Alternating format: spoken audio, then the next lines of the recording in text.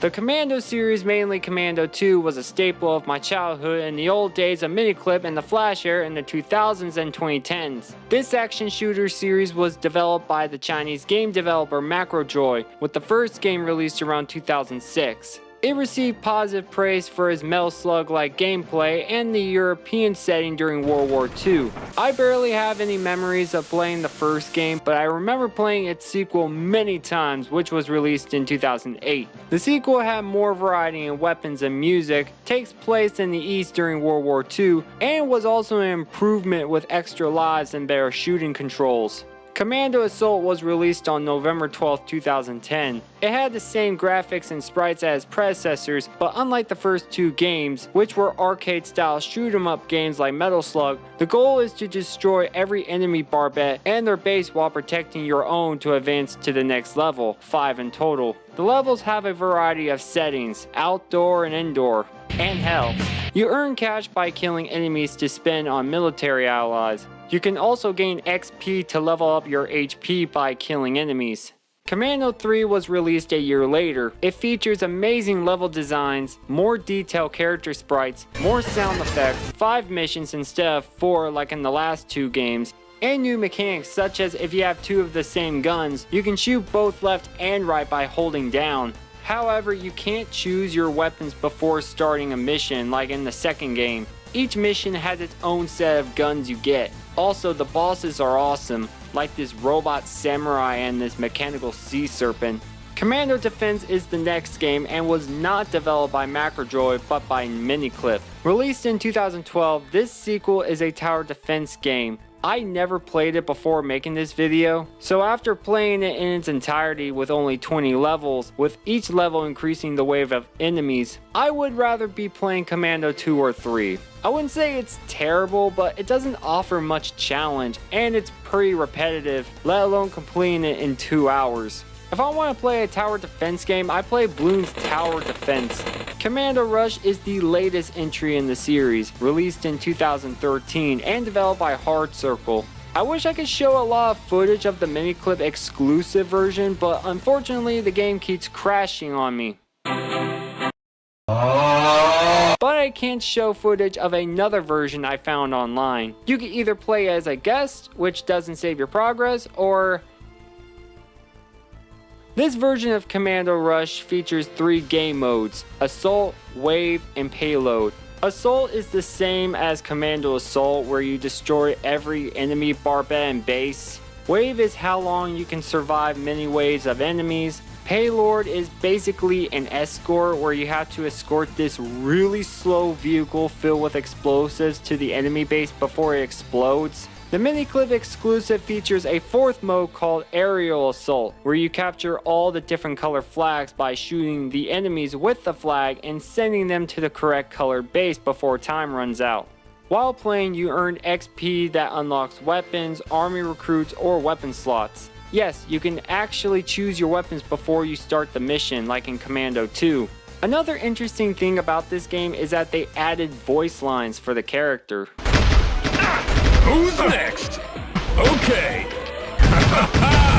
This game is like Commando Assault with more content. It's not terrible, but this is like one of those games you play on the school's laptop while you don't bother to pay attention in class. It would be cool if Macrojoy were in control of Defense and Rush, or maybe make Commando 4, but they were too busy developing other games for Miniclip before shutting down in 2018. Miniclip and Flash may be dead, sort of, but you can still play your childhood favorites with the help of emulators like Ruffle or Flashpoint. Truthfully, I had no interest in talking about the Commando series because at that point, I didn't care playing the games anymore until one day, while browsing Steam, I came across the Commando Collection, which features a trailer and screenshots of Commando 2 and the 2 games after that, but I was mainly focused on Commando 2 because it looked a little different than I remember. The HUD looks different, a new boss has been added, and an option to increase the number of enemies and bosses has been added. It turns out Macrojoy reformed thanks to the fandom and released a collection of childhood memories. The collection was released on July 26, 2024 with no marketing, targeting a small player base who remember playing the Flash games, but that small player count grew to over 50,000, including me.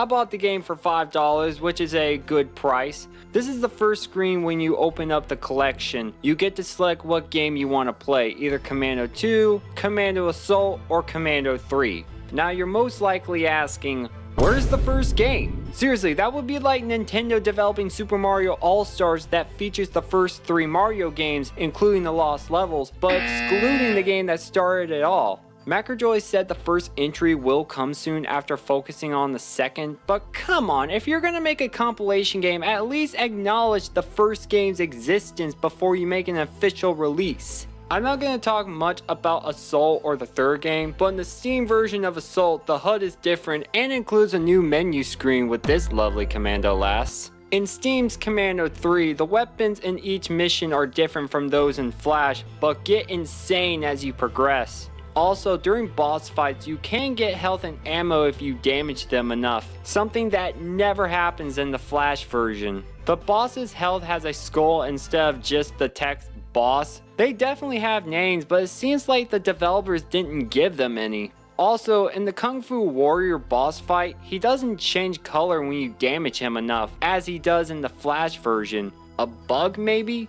Talking about the collection in general, in each game there are cheats you can activate by clicking them on or off. You have God mode where you can't die ever, Fire Boost which gives weapons twice the damage, and Infinite Ammo which gives weapons, well, infinite ammo. It's a cool feature, but I don't like how they're placed underneath or beside the screen, because if you're in the middle of a non-cheating run, you can unknowingly activate them. The game screen is set against a green desk background with photos, bullets, controls on the right, and a game exit button. I don't mind it, but it would be cool if it gave you the option to go full screen rather than a Windows mode option. The fourth feature in the first screen, called the special gift feature, is concept art in the trailer for the second game.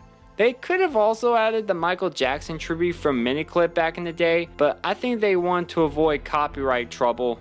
But not only them, lately Macrojoy added other games they developed in the past, which they call the Macrojoy Completion Project, which started around December of last year. So it's not just the Commando Collection, it's now the Macrojoy Collection. The games added are Dino Strike, Kung Fu Bro and Sis, Deep Freeze which uses AI for this intro, and the most recent game they added is Light Heroes, a game I remember playing a lot on Miniclip back in the day. It blows my mind that these games is made by the same people who made Commando. They actually have an interesting selection of games from their catalog. It's a rabbit hole that I might go in someday, but let's turn our heads to the main reason why I'm making this. Just admit it, you bought this collection only so you could play Commando 2. I mean, Commando Assault and 3 is cool, but the main reason the Commando collection exists is that Macrojoy wants to add more to the second game. When you open up the game, you'll see that the main menu has more features than the Flash version. Even the other 2 games in the collection don't have that many features. That should tell you the developers care about this game more than the others. Besides the options to view the game's achievements, leaderboards, or developers' Discord, you have 3 game modes: Classical, Survivor, and the ending. If you remember when you start the game for the first time, you can choose to be a male or female commando. Their names didn't matter in the Flash version, but here there are Jack and Mary. Yeah, I know it doesn't say it, but the ending makes it clear that their names are Jack and Mary. The developers added a stat feature for both characters. Jack has a 100% health bar but low athletic ability. He can't run fast or jump really high. Mary has high athletic ability but a 75% health bar. Classical is the standard version of the game. There are 4 levels in total. Before you start, you can choose any 6 weapons you want. You remember that you can't replace the knife or crappy pistol with any other weapon? Well, now it's possible. You're still gonna have a blade and a pistol, but you're able to pick either the knife or sword, and you could pick any pistol you want. Some weapons went through changes, like the Key Jerk Terminator, which now has an ammo capacity. The Metal Driller not only has fuel capacity, but it can also fly, and you can shoot out the drill if you charge it long enough. The huge weapons can help shield you from bullets, but not high power attacks like missiles and melee. Best of all, You'll notice the developers added 3 new weapons to the game. One weapon that first featured in Commando 3, while the other 2 are new in this entry. Now on to the gameplay itself.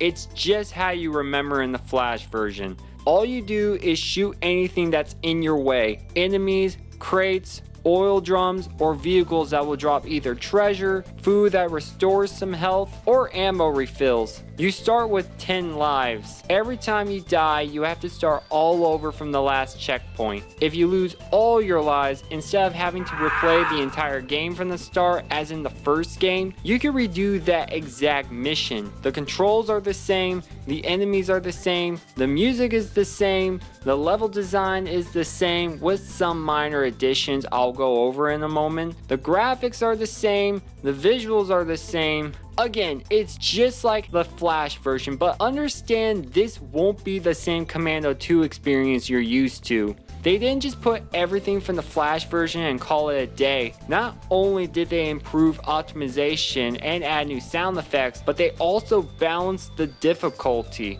Any of y'all who have played the Flash version will know how hard it is, even if you know the whole level all around. I have memories of never beating the Mission 4 boss on normal difficulty. Playing the Steam version after the Flash version made me realize the enemy's attacks are overpowered a bit. You're still gonna die a few times, but at least you won't die trying to beat the boss on level 8 50 times. Another thing they added is the realism. Besides the stats on the 2 commandos, if you're underwater, your health can degenerate unless you come out of it. Your bullets can ricochet off certain objects and enemies. You can shoot the enemy's grenades and the Swordmaster's energy blast. The HUD is a little different, like they added how many times you took damage or cheats you use, which is not important unless you're trying to unlock achievements. The weapon HUD is also different. It shows all the weapons instead of one at a time.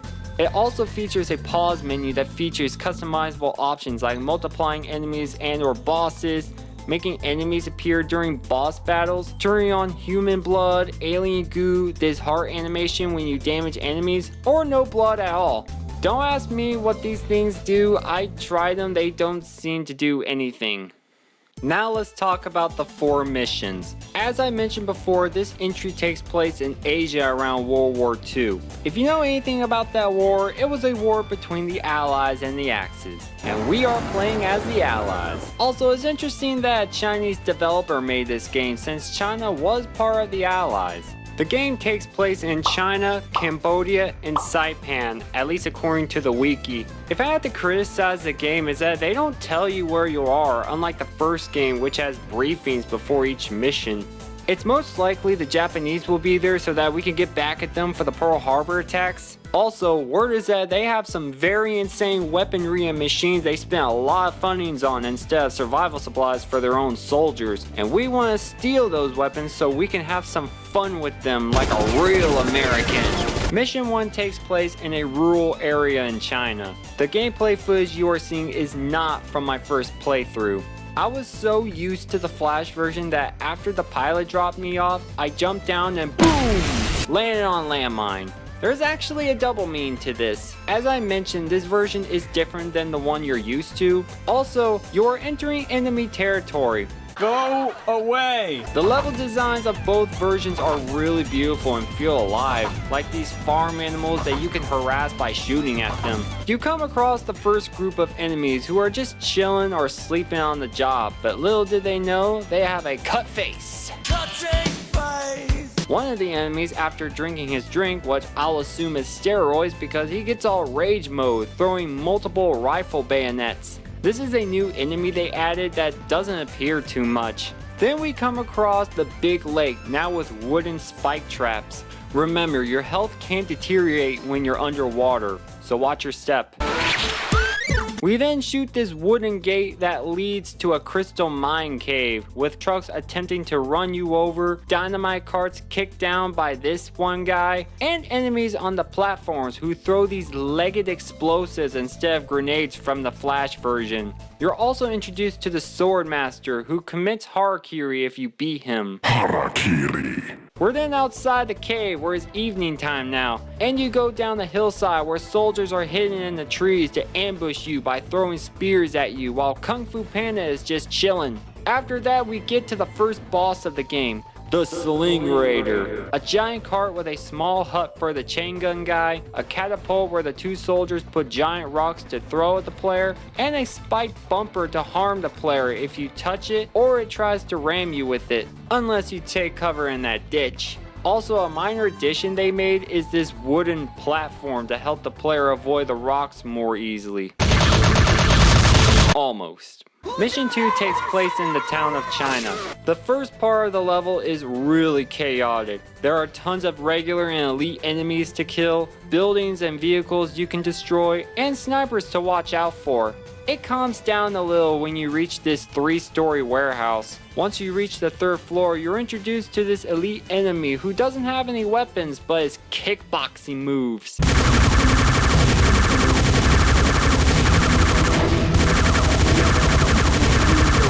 We then jump off the 3-story building into a small area where we have to destroy the wooden hatch door to the underground cave. You knock down this boulder into a pit of spikes and you have to use your weapons to move the boulder forward.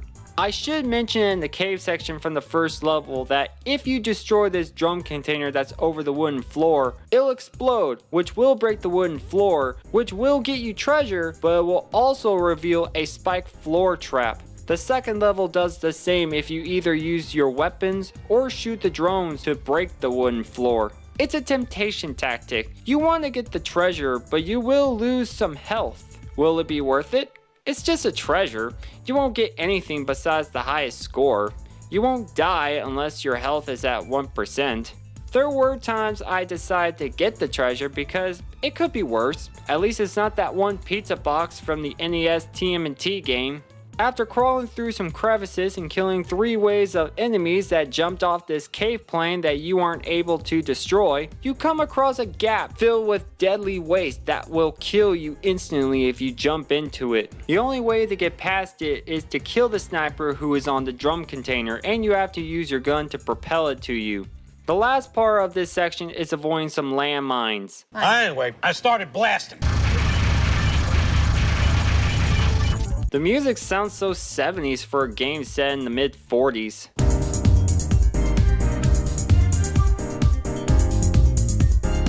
One of the highlights in the last section is that you hop on this horse and you have to shoot a few chain gun guys on military trucks. The second boss is this Ryu ripoff named Kung Fu Warrior.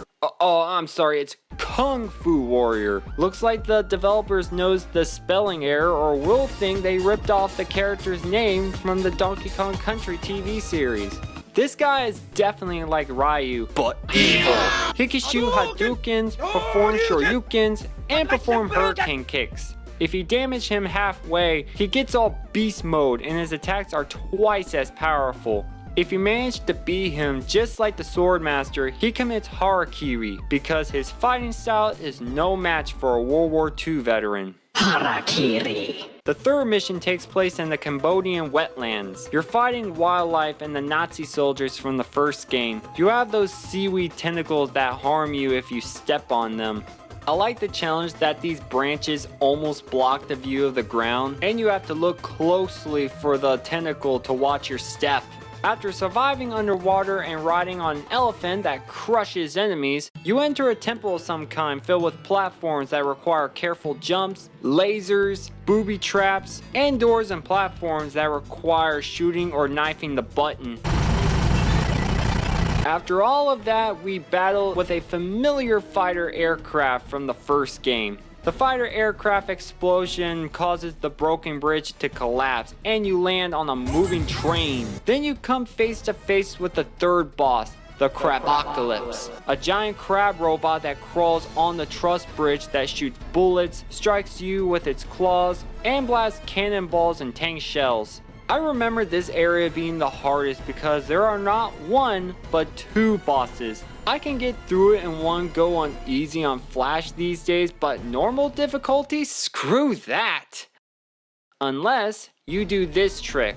Hold shoot and scroll to switch weapons really fast, and you're able to shoot 100 bullets a second. You can't do the trick in the Steam version, but hey, at least the difficulty is forgiving. The last level is long and difficult. Out of all the 4 levels, it is the most improved with the most changes and additions, but not many. This mission starts on the cliff sides of Saipan Island. After making it upwards and entering a hut, we come face to face again with evil Ryu, who is somehow back from the dead. But if you don't want to go through all that again, if you're using the metal driller or playing as Mary, you can skip this section by jumping onto this path around the hut. But if you do want to go against the Kung Pao guy, it doesn't matter because either path always takes you to this part, where there are fruit on the trees that you can shoot down as a reward after that ordeal with the Master Fu guy. You then come across a bridge that the Sword Master cut down, falling into an area with 2 opposite directions. This is the only mission where the player can choose their route. If you choose to go left, you enter a camp area where you are attacked by cannibal tribesmen who throw spears or shoot poison darts. In the Steam version, one of them climbs up a tree or teepee where they shoot a poison feather that flies and tries to hit the player directly. Also, you have the tribe master who throws his hat that explodes for some reason. The right path leads to a wooden area where you're mostly facing swarms of bugs, which sounds simple enough, but the biggest enemy in this area is the smog that, if you remember in the Flash version, takes away your health and you can't dodge it, but in the Steam version, your health instead degenerates. Reaching the end of both routes would lead to this part, where you have to get on this flatbed truck and you have to destroy the same flying robot from the first game. I'm gonna be honest, his appearance looks really weird. The drill has the nose, and the missile launcher under the face that's supposed to look like a mouth looks like a big dick. By the way, the soundtrack in this mission sounds amazing, especially this composition.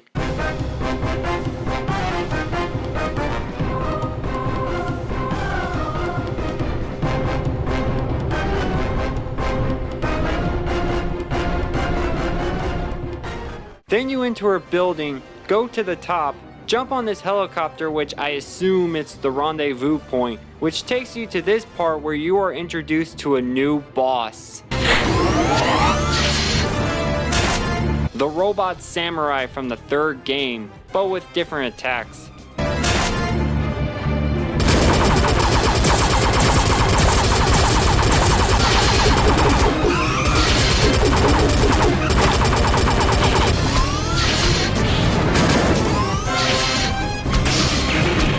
If you're playing on normal or hard, the robot can slam onto the ground without warning. You enter another building where you could either go straight or upstairs. I chose to go upstairs because the enemies are not in rage mode and no drones are flying. Each route has its own next area where you could either go upstairs or keep moving forward. Going straight will take you the long way but offers some goodies, while going upstairs will skip one of the stairwell sections. After all of that, you go outside where we're in a military base where multiple fighter jets are passing over you, firing missiles at you. Then you come across the second to last boss of the game, the Doom Tracks, similar to the one in the first game. Then you get to the last area of the game. A huge rocket with a samurai head blasts off from the ground, showing 3 bodies of the rocket. The elite enemies get on while the Kung Fu dude just hurricane kicks away. The pilot from the first level gives you a rocket pad to use to go after and destroy the rocket. Eddie, we're being propelled into outer space! The first part of the final boss is where you have to shoot the cover that opens and blasts a line of missiles, which requires a bunch of timed jumps while the beast mode soldiers shoot at you. After shooting that and killing the soldiers, you have to shoot the body to advance to the next one. The second body is where soldiers blast you with a laser cannon, and you have to duck the whole time to avoid taking damage. Something you can never do in the Flash version. Another thing that makes this version superior is that at the third body, you have to shoot these missile launchers. If you shoot the missiles that are firing at you, it can give ammo refills and food health. You may call this generous since the Flash version plays more like an arcade game, but you ain't at an arcade, okay? You're at home. I was just so tired of dying over and over on this part. Destroying the launchers causes the outside of the body to come apart, revealing these round lights that shoot lasers that you have to destroy. After that, you finally get to the head of the rocket known as the Warlord Samurai. Before you got the chance to shoot at it, its mouth shoots a huge laser at you. If you're playing as Mary, you can jump high over it with good timing. The laser destroys the rocket pad, forcing you to jump on its head.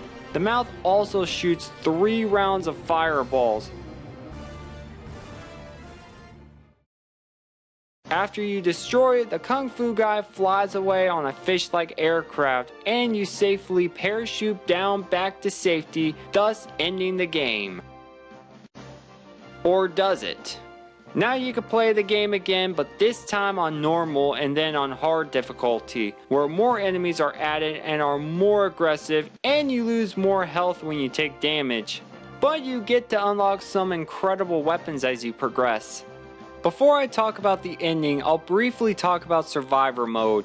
It's kind of the same as classical mode, but you only have 1 life. Die and you have to start all over. You don't pick your weapons before you start. In each difficulty, they have their own set of weapons for you. But you can get different weapons by killing enemies, and you only have a limited number of weapons you can pick up. The enemies are really aggressive in this mode, mainly because your weapons are weak unless you upgrade them.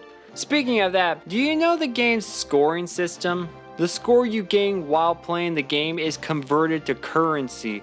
The currency is used to upgrade weapons such as increasing ammo capacity, damage, and the number of bullets fired per shot. You can even upgrade the knife and sword and be able to have the Sword Master's energy blast. Now let's check out what the ending is all about. What is that? What the fuck is that? Okay, this is where the almost part of the title comes in. I don't like the AI generated art the developers used. It would have been better if they used the same art style as on the characters from the main menu screen. It looks like they're going for an anime art style, but it doesn't look upfront enough. The yellow color grade is too much, and the characters have clothing inconsistencies. Mary on the screen looks like she's wearing pants, but on this screen she's wearing shorts. Oh yeah, the dog tags they are wearing actually have their names on them, so that's where the names came from. Despite that, it's still an awesome mode. You choose between classical and survivor mode. The weapons you get depend on what difficulty you're on. To elaborate, if you're on easy mode, you get all the default and unlocked weapons as if you're playing on easy difficulty on classical mode. If you're on hard difficulty, you actually get all the weapons. It turns out the ending in the original game was unfinished. The ending mode takes place after the 4th mission, not after the player parachuting, but on the samurai rocket still blasting off. The entire first section is to destroy all 3 rockets, with 2 attacking you and 1 staying in the back. Every time you destroy parts of the 2 rockets that are attacking you, the rockets rotate so that the rocket at the back can join and 1 rocket takes a break. Classical has infinite lives, but some sections are so lengthy that if you die, you have to start the section all over again. You won't die by falling off the samurai head, but you will lose some health.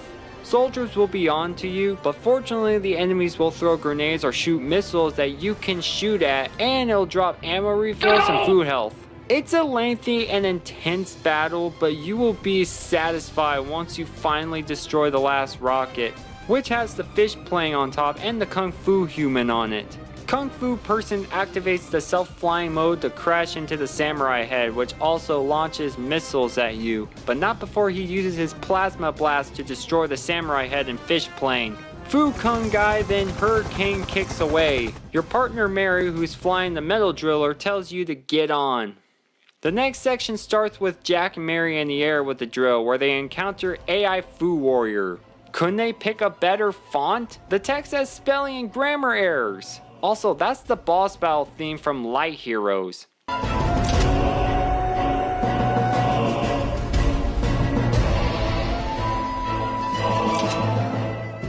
AI Fu tells the two commandos that it's been over a decade since the last battle. At first it seems strange because the first two games took place during World War II and Mr. Kung Fu didn't appear until the second mission of the second game. In fact, it's never stated that Jack never met Kung War Warrior a decade ago, but then it takes you a second to realize he was referring to us players. So what an odd fourth wall breaking touch.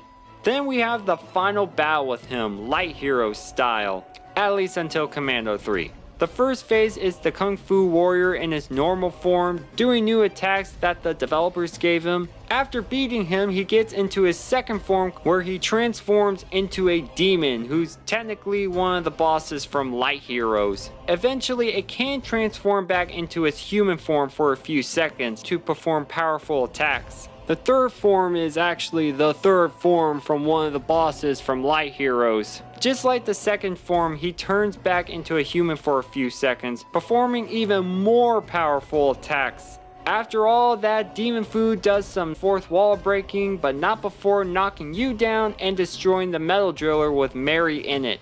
You land in the water with the wreckage of the rockets in it. You get to Mary, who is being held hostage by failed Fu. The game gives you a choice between trying to save her or leaving her behind. Choosing either one is a mission fail. However, there is a way to choose rescue without having Mary's neck snapped. There's a hidden silencer inside the wreckage. You have to shoot some of the wreckage to sneak underneath, then get back up to get some air, and it'll trigger the dialogue. Skip it and pick rescue, and it'll trigger a time limit. You then shoot him from behind, and just as he was about to transform back into the Light Hero's boss, a powerful deity takes his powers away and smites him. It turns out it's one of the bosses from Light Heroes as well. It tries to smite Jack but smites Mary instead, becoming interested in her. It possesses her with a fiery sphere. Mary struggles to take control but to no avail. The battle between the two commandos is on. Mary doesn't possess any godlike powers but instead uses the weapons from the game against you. If you damage Mary enough, the sphere comes out of her and you have to damage it before taking possession of Mary again. The sphere is then destroyed and Mary is free from possession. The deity decides to spare you. For now. Jack comforts Mary, then both leave the scene by helicopter. The final part of the game features the two discussing Mary's possession, and the game goes telltale by giving the option to fib or to be brutally honest when Mary asks Jack if she was terrifying when she was possessed. If you choose to be brutally honest, Mary throws Jack out of the helicopter out of disgust. What a bitch. Fortunately, I wasn't playing in survival mode, so I got the chance to lie to her instead, which makes Jack sweaty and awkward for some reason, like it makes me think he has a thing for her. So we get the image of the helicopter riding into the sunset. But not before Jack and Mary break the fourth wall by mentioning the player who has been controlling them the whole time, whom they thank after all these years, and even high-five the player, who's even shown in the cutscene. Not only that, but the two commanders are suddenly in reality now, most likely from the kid's imagination. Finally, it shows images of the player chilling and also with his family, classmates, and friends. Look, as much as I enjoy this is a weird mode. Is this seriously the ending they wanted for the past 16 years? I don't think the fourth wall breaks were planned, but considering the first game, there was never any mention of deities or dark magic. Then the second game features the Ryu ripoff, whose attacks become dangerously powerful in rage mode like magic. We never gave it that much thought after we beat him, and he returns as an elite enemy in the fourth mission. Also, the Kung Fu Warrior returns in Commando 3, unless it's not the same person. If that's not the case, the third game is not canon. Why even make him an elite enemy when the developers could have made him only appear near the final boss of the main game? Why was Commando 2 released with an unfinished ending? They could have made a sequel that takes place where it left off. Was it because of limitations? Also, if that was the planned ending, then that means Commando and Light Heroes are connected. You know what? I'm speaking too much. I might make a video on Macrojoy and possibly add this section to it someday.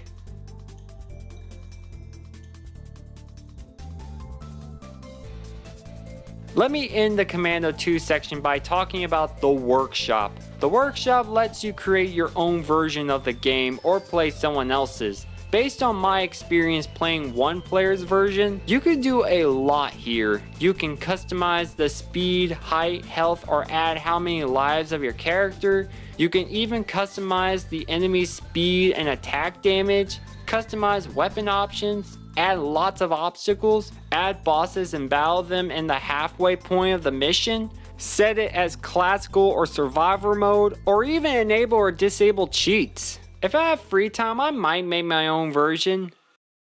Maybe not, because it feels so time consuming. This video is mainly about Commando 2, but I guess you could also call it the Commando Collection review. It really shows the developers care about their fans. If they put everything from the Flash version and released it as that, it would have been a shameless cash grab, just like Big Rigs on Steam. But this is a good $5 you'll ever spend. I would definitely still be playing Commando 2 on Steam over the Flash version, but in defense of the Flash version, semi-quoting AVGN, there's a balance between frustration and fun. The game can be annoying because it's like a browser version of an arcade game, but it's annoying enough to keep playing. By the way, I don't mean to brag, but making this video finally let me beat the entire Flash version of Commando 2. It makes me ask, was it worth it? No! I could have beaten this game years ago if they didn't make it so damn hard. Play Commando 2 on Steam. It's way more worth your time than the childhood aggravator. The Commando Collection is still getting updated, and hopefully they'll add the first Commando game soon.